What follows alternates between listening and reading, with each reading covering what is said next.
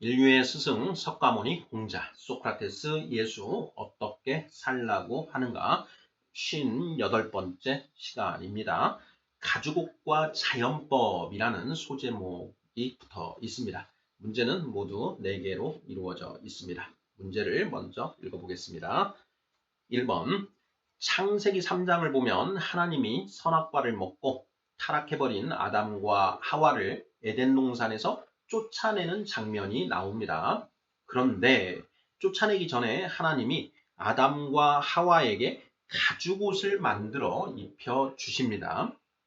가죽옷이 의미하는 것이 무엇일까요? 하는 질문이고요. 2번 완전히 타락하여 천상천하 유아 독존의 존재가 되어버린 인간은 그 상태로는 누구와도 어울려 살 수 없습니다. 자, 그런 인간에게 하나님이 가죽옷을 주셔서 최소한의 공동체를 형성하여 함께 살 수 있게 해주신 것 아닌가 싶습니다. 가죽옷은 어떤 기능을 하는 것일까요?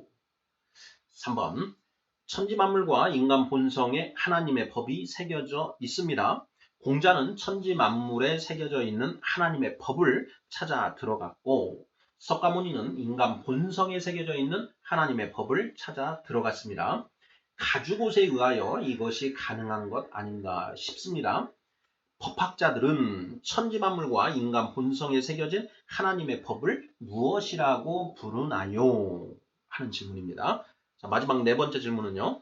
자, 가죽옷으로 천지만물과 인간 본성에 새겨진 하나님의 법을 온전히 깨달을 수 있을까요? 없을까요? 하는 그런 질문입니다.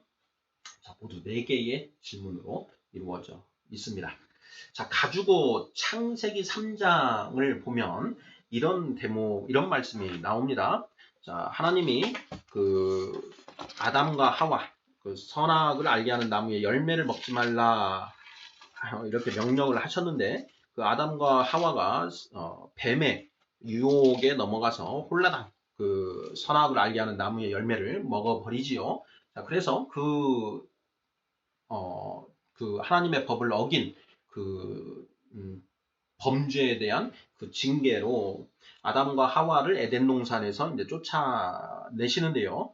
자, 창세기 3장 21절을 보면 여호와 하나님이 아담과 그의 아내를 위하여 가죽옷을 지어 입히시니라라는 이 대목이 나옵니다. 저는 이제 이 성경을 연구하면서 이 가죽옷을 지어 입히셨다고 하는데 이 가죽옷이 무엇일까 하는 부분에 대해서 그 깊이 한번 생각을 해 보았습니다.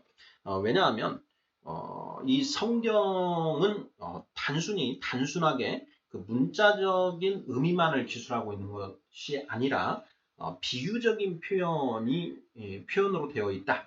라고 이제 그 예수님도 말씀을 하십니다. 그러니까 성경 자체적으로 비유로 이렇게 이제 비유의 말씀들이 기록되어 있다. 이렇게 되어 있기 때문에 이 가죽옷이 무엇을 의미할까?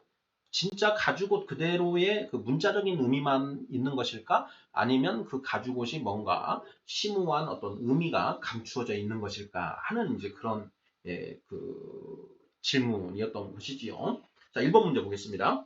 창세기 3장을 보면 하나님이 선악과를 먹고 타락해버린 아담과 하와를 에덴 동산에서 쫓아내는 장면이 나옵니다. 그런데 쫓아내기 전에 하나님이 아담과 하와에게 가죽옷을 만들어 입혀 주십니다. 가죽옷이 의미하는 것이 무엇일까요? 가죽옷. 이 성경에 쭉 흘러가는 어떤 그런 맥락을 보면은 옷에 관한 얘기가 굉장히 자주 나옵니다. 우리가 가장 많이 이제 성경에서 볼 수 있는 게 예수 그리스도로 옷 입으라라는 그런 표현이 나옵니다. 예수 그리스도로 옷 입으라. 예수로 옷을 입으라라는 것입니다. 어떻게 예수를 옷 입을 수 있을까? 도대체 이것이 무슨 뜻일까? 하는 이제 그런 그 생각이 들고요. 자, 우리 이제 한국인을 백이민족이라고 이야기를 합니다. 우리 한국인은 이제 전통적으로 흰옷을 좋아했다라는 것이죠. 예, 흰옷. 그런데 묘하게도 성경에도 흰옷에 관한 이야기가 많이 나옵니다. 성경 66권 중 가장 마지막에 있는 이 요한계시록을 보면은 요한계시록 하늘에 하나님의 제단에 모여 있는 자들, 그러니까 하나님의 나라에 이제 들어가는 그런 사람들이 이 흰 옷을 입고 있다라는 것이죠. 그리고 그 사람들에게 하나님이 흰 옷을 주신다라는 것입니다. 기독교 애니메이션 이제 천국을 그린 그런 장면들을 보면은 천국에 있는 사람들은 다 흰 옷을 입고 있는 것으로 묘사가 되어 있습니다. 그 이유가 무엇이냐면 이 성경 요한계시록에 그 천국 하나님의 나라에 있는 사람들은 흰 옷을 입고 있는 것으로 이렇게 이제 기록이 되어 있기 때문에 그렇습니다. 한번 그 찾아서 보면은요. 요한계시록 그 5장, 예, 5장, 6장 보면 6장 11절입니다. 각각 그들에게 흰 두루마기를 주시며 이르시되 아직 잠시 동안 쉬되 그들의 동무 종들과 형제들도 자기처럼 죽임을 당하여 그 수가 차기까지 하라 하시더라. 이렇게 되어 있는데요. 자, 여기에 보면 그 하나님의 그 제단 앞에 순교, 이 신앙 때문에 순교한 자들의 그 영혼들이 있는데요. 그 순교한 자들이 그 하나님에게 이런 그 탄원을 합니다. 자, 10절 말씀인데요. 큰 소리로 불러 이르되 거룩하고 참되신 대주제여 땅에 거하는 자들을 심판하여 우리 피를 갚아주지 아니하시기를 어느 때까지 하시려 하나이까 이렇게 합니다. 자, 그러자 각각 그들에게 흰 두루마기를 주시며 이르시되 아직 잠시 동안 쉬어라 이렇게 말씀을 하신다라는 것이죠. 흰 두루마기를 주었다라는 것입니다. 예. 바로 이렇게 그 성경에서는 옷에 관한 그런 표현들이 이제 많이 나옵니다. 또 예수님이 이제 하신 그 표현, 그 비유 중에 선한 사마리아인의 비유라는 것이 있습니다.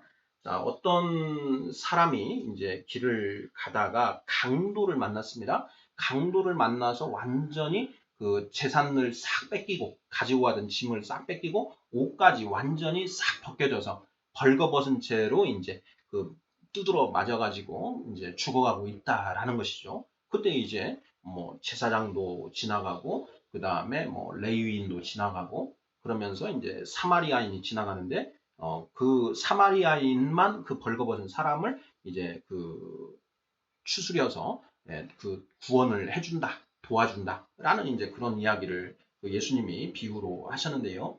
그때 그 강도 맞은 자가 완전히 벌거벗겨져 있다라는 것입니다. 옷을 완전히 벌거벗겨져 있다. 그래서 성경에 이 옷에 관련된 얘기가 많이 나오는데 그 옷이라는 것이 그 의미하고 상징하는 바가 분명히 있다라는 것입니다. 자, 그런데 이 창세기 3장에 가죽옷이 가장 처음 등장한다라는 것이죠.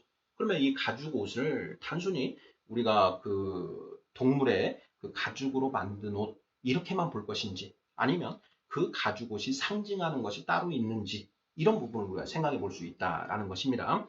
그래서 이제 저는 이제 연구 결과 저는 이제 이 가죽옷이 하나님이 우리 타락한 인간에게 주시는 이성과 양심을 상징하는 것이다.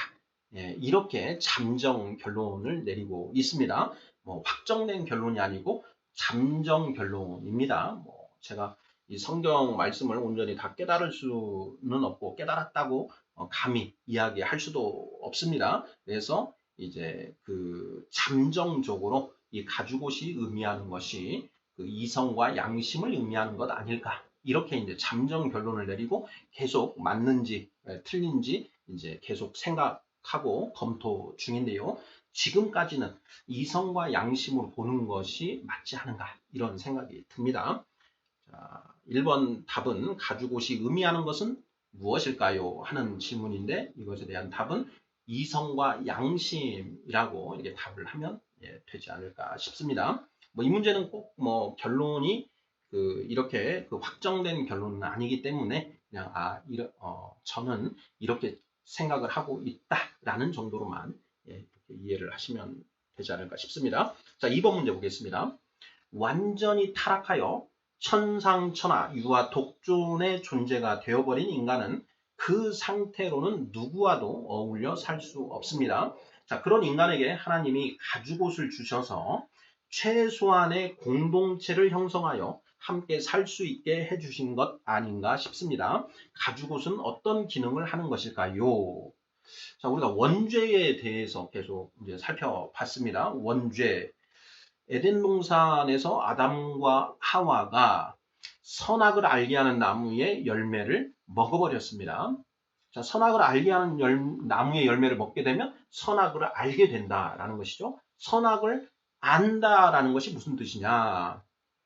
옳고 그름, 즉 선과 악을 사람이 스스로, 자기가 스스로, 내가 스스로 판단하는 것. 무엇의 기준에서? 내 생각에 입각해서 내 생각과 가치관을 기준하여 옳고 그름을 판단하는 것. 이것이 바로 원죄다라고 이제 우리가 살펴보고 있습니다.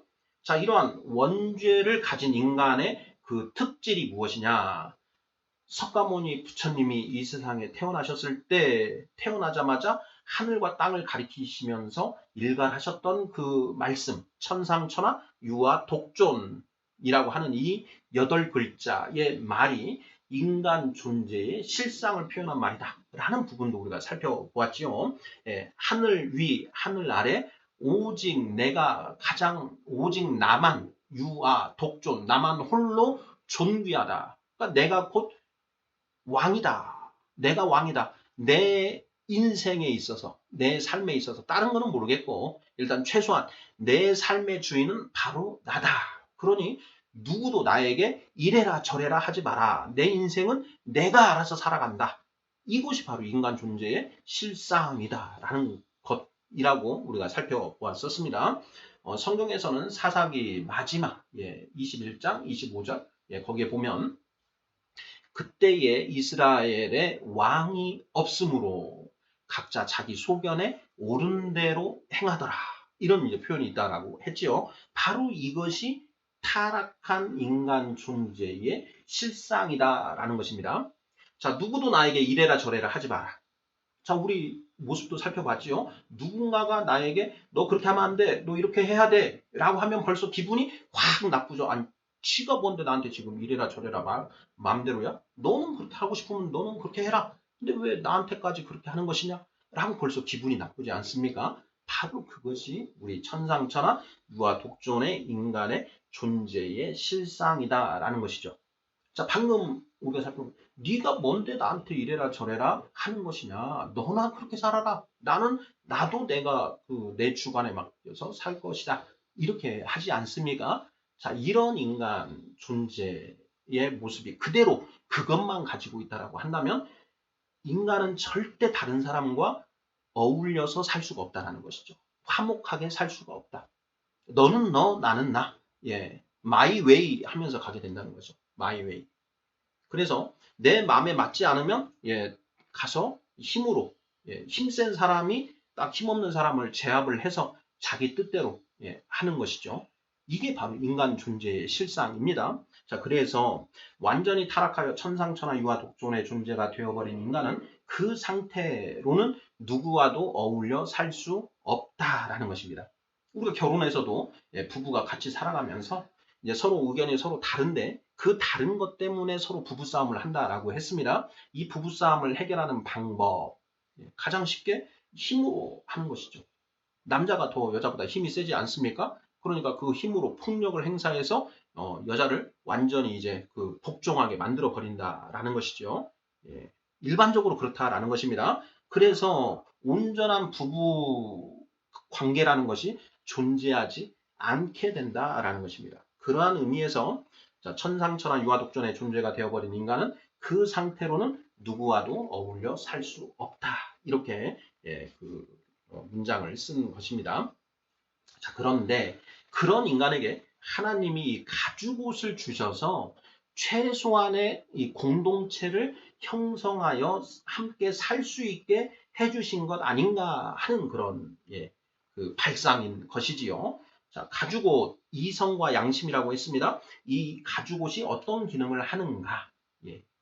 천상천하 유아 독존 내 생각대로 내 주관대로만 살고자 하는데 그런 인간에게 하나님이 이성과 양심을 주셨다라는 것이죠. 그 이성을 통해서 하나님이 창조하신 이 천지 만물과 우리 인간 존재, 이 인간의 본성에 하나님의 법이 새겨져 있는데 그것을 어렴풋하게나마 알 수 있게 만들어 주셨다. 그리고 양심을 주셔서 그 하나님의 법에 어긋나게 행동을 하려고 하면 양심에 깨림직하다라는 것이죠. 이러면 안 될 것 같은 그런 이제 이 찔림이 있다라는 것이죠. 어떤 행동을 하기 전에 그런 것이 있고 또 그 행동을 해서는 안 될 행동을 해버렸다.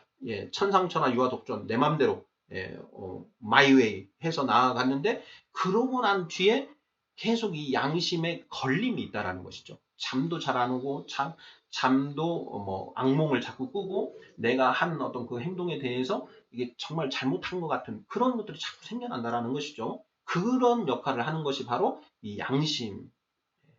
그래서 하나님이 이 인간에게 완전히 타락해서 지 맘대로 살아가려고 하는 그 인간에게 이성과 양심을 주셔서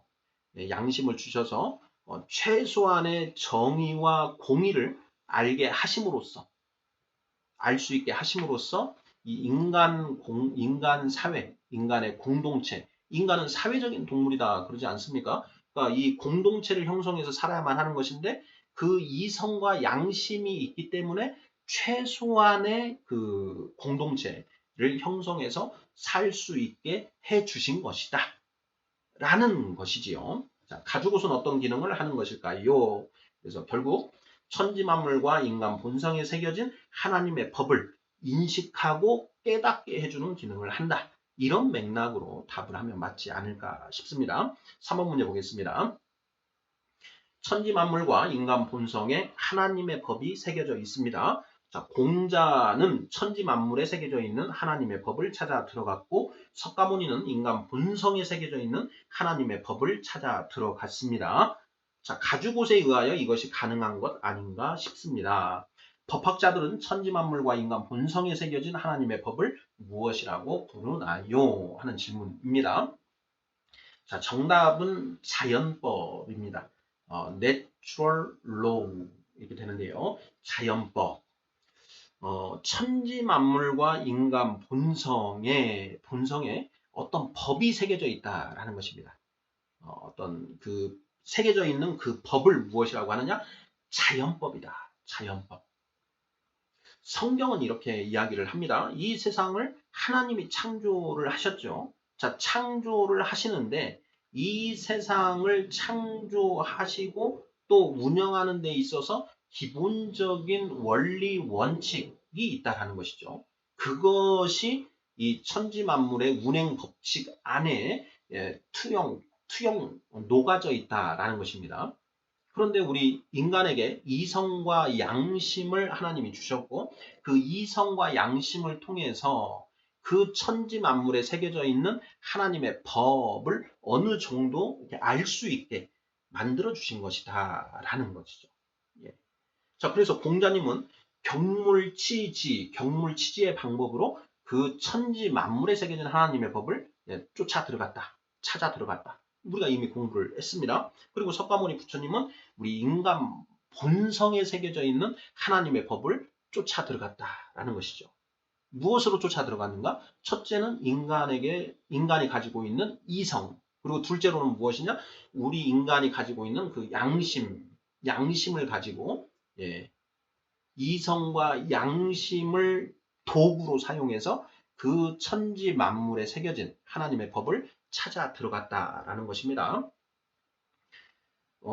천지 만물, 인간과 천지 만물을 구분을 해서 자, 인간을 제외한 천지 만물에 새겨져 있는 그 하나님의 법과 또 우리 인간 본성에 새겨져 있는 하나님의 법의 내용은 같을까요? 다를까요? 당연히 같습니다. 우리 안을 창조하신 분이 바깥 세상도 창조를 하셨고 이 세상을 창조하신 분이 우리 인간도 창조하셨기 때문에 결국은 세상과 인간의 인간을 관통하고 있는 하나님의 그 법은 동일하다라는 것이죠. 자, 이것이 이 동일한 이 하나님의 법을 무엇으로 찾아 들어갈 수 있는가? 인간의 이성과 우리 양심으로 그것을 찾아 들어갈 수 있다라는 것입니다. 이성으로 이렇게 찾아 들어가는데 잘못 찾아 들어갈 수 있겠죠. 잘못 찾아가서 이것은 이런 뜻이다라고 했는데 그 생각에 맞추어서 어떤 행동을 했을 때 양심이 신호를 보낸다라는 것입니다. 그건 아닌데, 그건 아니야, 틀렸어. 그건 다시 생각해봐. 하는 이 양심, 마음의 재판관이라고 했지요. 바로 그 양심이 그 이성이 잘못 가고 있을 때 교정해주는 그런 역할을 한다라는 것입니다. 어찌되었건 이 가죽옷, 하나님이 타락한 인간에게 첫 번째로 주신 선물, 이성과 양심을 통해서 천지만물과 인간 본성에 새겨져 있는 그 법을 우리가 알 수 있다. 라는 그런 이야기입니다. 자, 법학자들은 천지 만물과 인간 본성에 새겨진 하나님의 법을 무엇이라고 불렀는가? 자연법이라고 이렇게 부릅니다. 이제 제가 법 철학을 전공을 해서 조금 이제 이런 부분들에 대해서 그 약간의 그런 지식을 가지고 있는데요. 자, 자연법 해서 우리가 포탈을 검색해 보면 이렇게 되어 있습니다. 자, 자연법은 이성에 의하여 선언적으로 인식되고 자연 법칙과 정의의 이념을 내용으로 한 초실정법적인 법규범이라고 할 수 있다. 어렵죠? 어렵게 쓰여져 있는데요. 쉽게 말하면 무엇이냐? 법은 나라에서 만듭니다. 대한민국 같은 경우에 그 법은 국회에서 이제 만들게끔 되어 있지요. 그런데 국회에서 그렇게 만들어진 법을 우리가 실정법이라고 얘기를 합니다. 실제 만들어진 법이다. 실정법. 그런데 그 실정법이 있고 그 실정법 말고 천지만물과 인간 본성에 자연스럽게 흘러가고 있는 그 법이 있는데 새겨져 있는 법이 있는데 그걸 자연법이다. 이렇게 이야기한다라는 것이죠. 그래서 법에는 자연법과 실정법이 있다. 이렇게 생각을 하시면 되겠습니다. 자연법은 자연 내지 이성을 전제로 하여 존재하는 법으로서 자연법 규범의 절대성을 인정하는 자연법 사상을 전제로 하고 있다. 내용으로 하고 있다. 이렇게 이제 포탈에 나옵니다.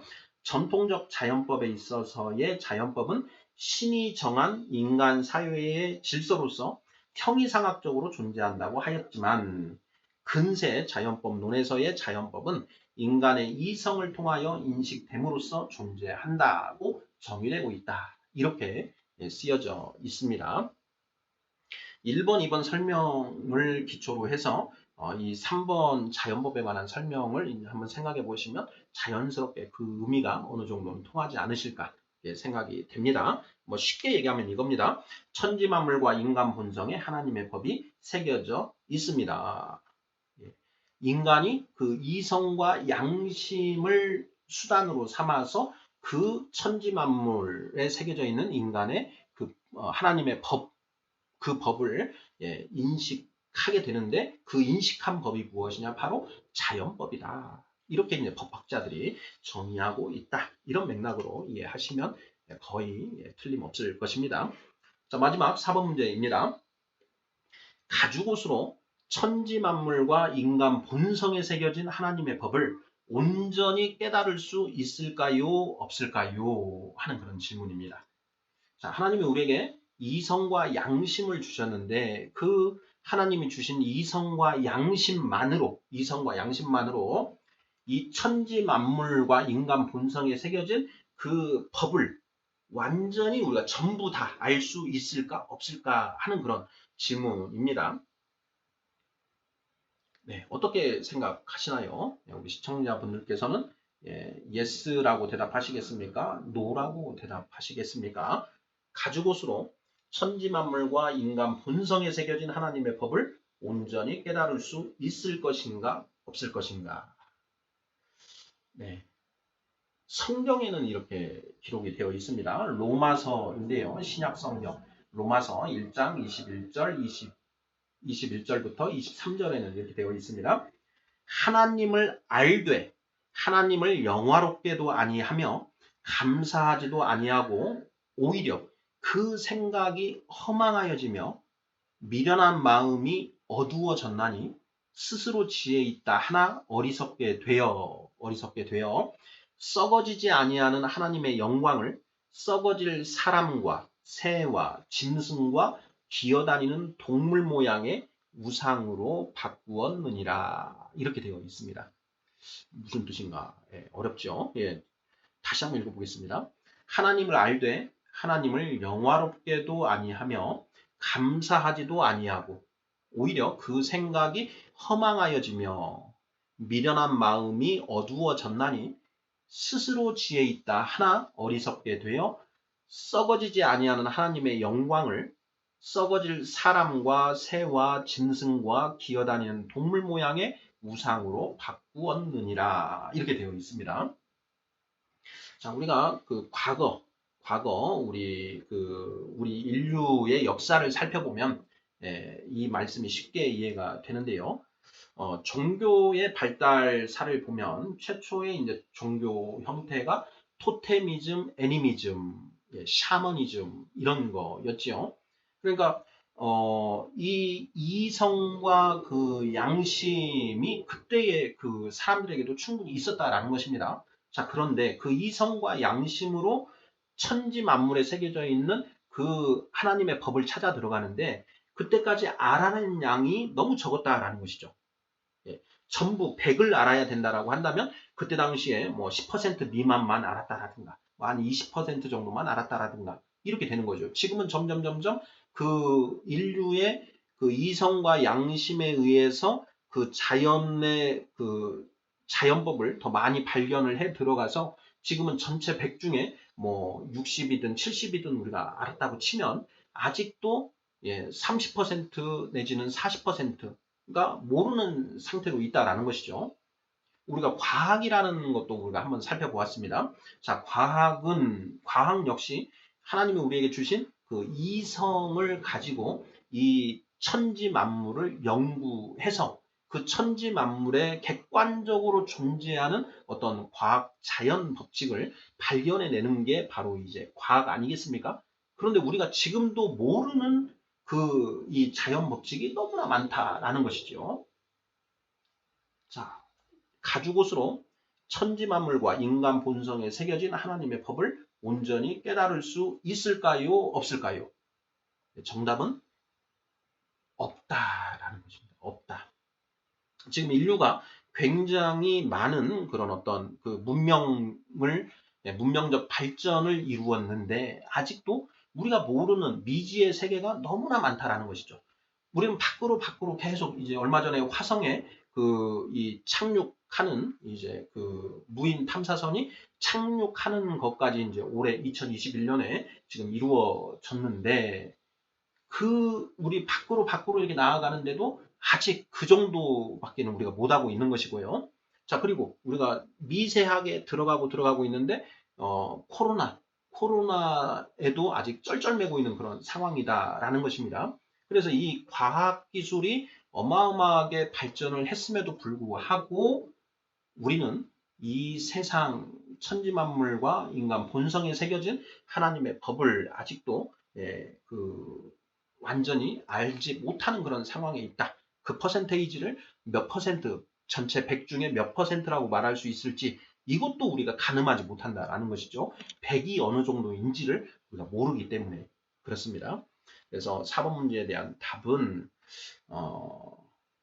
가죽옷으로 천지만물과 인간 본성에 새겨진 하나님의 법을 온전히 깨달을 수 없다라고 하는 것이 맞지 않을까 이런 생각이 듭니다.